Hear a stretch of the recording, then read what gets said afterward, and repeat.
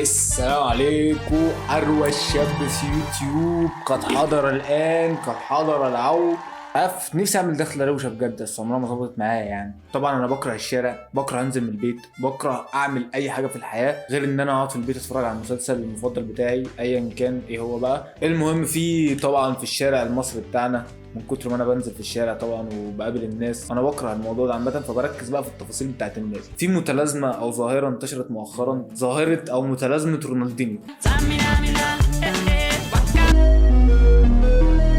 ليه هتقول لي سميتها كده؟ يعني انا ليه سميتها ظاهره او متلازمه رونالدينيو؟ سميتها كده لان رونالدينيو بيعمل ايه؟ اشهر حاجه بيعملها بيباصي ويبص الناحيه الثانيه. معنى الكلام ايه؟ ان هو بيبقى بيعمل حاجه هنا وهو باصص الناحيه دي، فاهم؟ يعني هو بيباصي وبيلعب وبيرقص هنا وهو باصص كارف، فاهم؟ هو مش شايف حاجه. فبقيت مستغرب الناس لان حسيت ان الناس كلها رونالدينيو في الشارع، فاهم؟ ليه واقف في طابور مثلا في الشارع العقاري او واقف في طابور في اي مصلحه حكوميه بقالي ساعتين طالع بعد الفجر، بعد فجر 96 وانا واقف في الطابور ده مستني دوري عشان انا عارف اما اوصل عند الشباك برضه هيقفل الشباك قفلنا، وانا بقالي 26 سنه واقف مستني دوري. ليه يجي واحد هو ظاهرة رونالدينيو هو مش شايف وعديني كده تلاقيه حشر نفسه ايه ودخل قدام، انا مش شايف. وده طابور، ده طابور. لا لو انت يعني لو انت خلاص انت مقتنع في دماغك ان انت احسن مني وان انت تستحق ان انت تقف قدامي وانا ورا كلب ما استاهلش ان انا اقف مكاني والقانون مش مديني ان انا اقف هنا، لا على الاقل بص لي في عيني وانت داخل قدامي. طالما انت جامد كده وهقف قدامك وبتاع وانت كلب ولا تسوى، لا بص لي في عيني يا معلم، بص لي كده وقول لي انا هدخل قدامك، انت ما تستاهلش. هسيبك تقف لان انا عارف ان انا ما استاهلش فعلا، بس بص لي في عيني.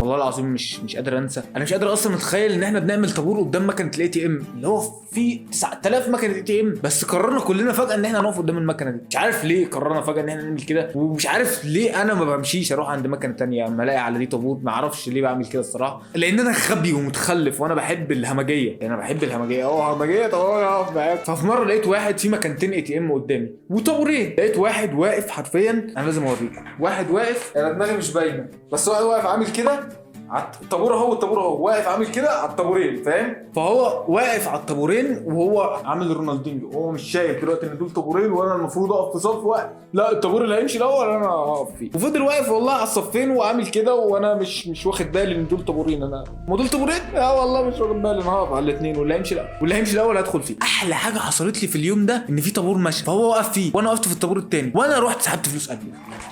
قمه الانتصار. عشان ما تعملش متلازمة رونالدينيو دي تاني، تحاول تتعالج.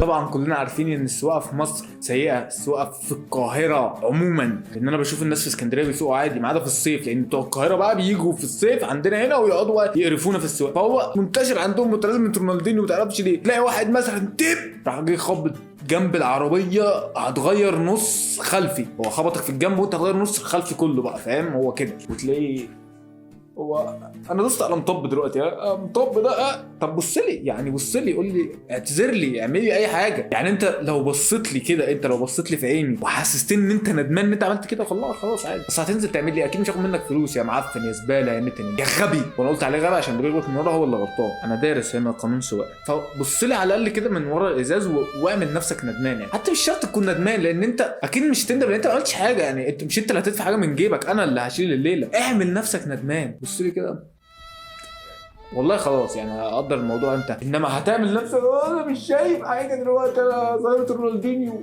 مطبر مش شايف. شخصنها معاك عشان لسه متفرج على سوبرانوس وهجري وراك هعمل مطارده ومش هسيبك وهنزل هسحب الشوت جان طبعا تاني في شباب عندهم ظاهرة رونالدينيو. اوه ماي جاد، سواقين التكاتك، كل سواقين التكاتك عامة، بس مش في اي موقف. الموقف اللي هم بتشتغل فيهم او احساس ظاهرة رونالدينيو لما يكون في بنت عايزة تكون انت واقف قدامها، يعني انت واقف بقالك 9 ساعات مستني، وفي بنت مثلا هو عنده احساس 2% ان هي عايزة تكتب فيكرفها. ليه يعني ليه تعمل كده؟ انا متفاهم احساسك طبعا ان انت عايز تركب بنت معاك في التوك توك، بس ايه الفرق؟ هي هتديك 10 جنيه عليها ريحه ولا هتديك رقم؟ اكيد مش هتديك رقم، هي برضو عايزه مواصله ودور تروح في 60 داهيه، وانا هغور اروح في 60 داهيه وهديك فاكن فلوس هي يمكن انا بديله اكتر كمان عشان انا بحس ان احنا كلنا شباب في بعض ورجاله وبتاع، فبحاول ان هم بحاول ان انا ادعمه ماديا يعني. انما انا ممكن اخد مثلا مشوار ب 25 بنت تنزل تديله 5 جنيه ويسكت، وانا اديله 25 يقول لا يا باشا 30.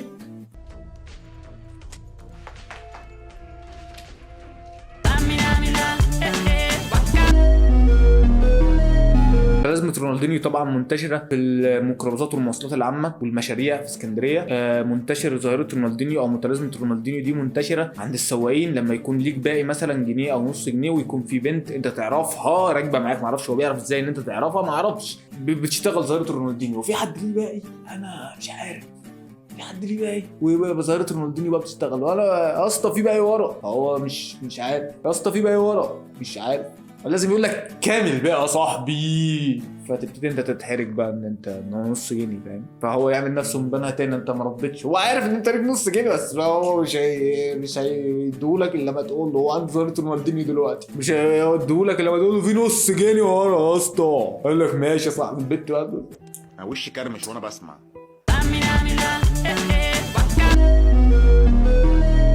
متلازمة رونالدينيو طبعا بتشتغل عندنا احنا كناس عادية يعني، لان هي موجودة في كل انسان يعني عامة، بس بتغير المواقف بقى، لان متلازمة رونالدينيو بتشتغل عندك اما تيجي تهرب من السايق وهتيجي تركب انت مش شايف يا استاذ، انت متلازمة رونالدينيو دلوقتي انت فاهم، انت سايق هو هناك هنا اهو انت عارف ان هو انا، بس انا لا انا مش هبص هنا خالص، انا رونالدينيو دلوقتي وتفضل سايق وتخلع منه، بس لو شافك في نفس المنطقه ثانيه هيفشخك، اوعى تعمل كده يعني، اوعى تعمل مفتح على السايس وتخلع، اوعى. متلازمة رونالدينيو برضو تشتغل عند السايس وانت بتركن، يعني انت بتركن هو دلوقتي مش شايفك فاهم، هو متلازمة رونالدينيو دلوقتي رايح السما شكلها جميل النهارده هو كل حاجه بتحصل هنا انت بتركن هنا وشغال بقالك 3 ساعات يمين وتطلع قدام وترجع ورا، اول لما تركن هتبقى استاذ بتروح ظاهرة رونالدينيو، اول لما متلازمة رونالدينيو اول لما انت تركن. متلازمة رونالدينيو بتحصل معايا وانا قاعد في اللجنه، اول لما احس ان المراقب داخل عليا ببتدي ان انا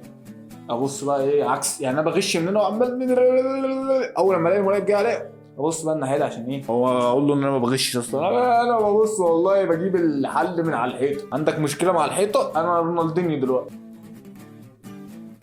صورت قد ايه 20 دقيقه. عامة انا بكره متلازمة رونالدينيو عامة في العموم، بس اكتر موقف بكرهها فيه اما يكون ليا باقي فكه وانا قاعد مستنيه والراجل هو خلاص هو عمل عبيط فاهم، هو عمل عبيط دلوقتي، هم بالنسبه له 2 جنيه ولا حاجه، بس انا كنت عامل حسابي ان انا ال 2 جنيه اللي هاخدهم من القهوجي دول هاخدهم واركب بيهم واروح، هو لا هو دلوقتي بالنسبه له ال 2 جنيه دول انا رونالدينيو دلوقتي، انا دلوقتي خدت منك الفلوس خلاص، انا مش شايفك دلوقتي، انا خلاص مش شايف حد، انا بعمل كل حاجه هنا فهي دي فكره متلازمة رونالدينيو اللي منتشره جامد اللي من دول، ما اعرفش ليه منتشره جامد، ونحاول نقلل منها على قد ما ينعلكم يا راجل ما تتكلم يا سكت خلاص.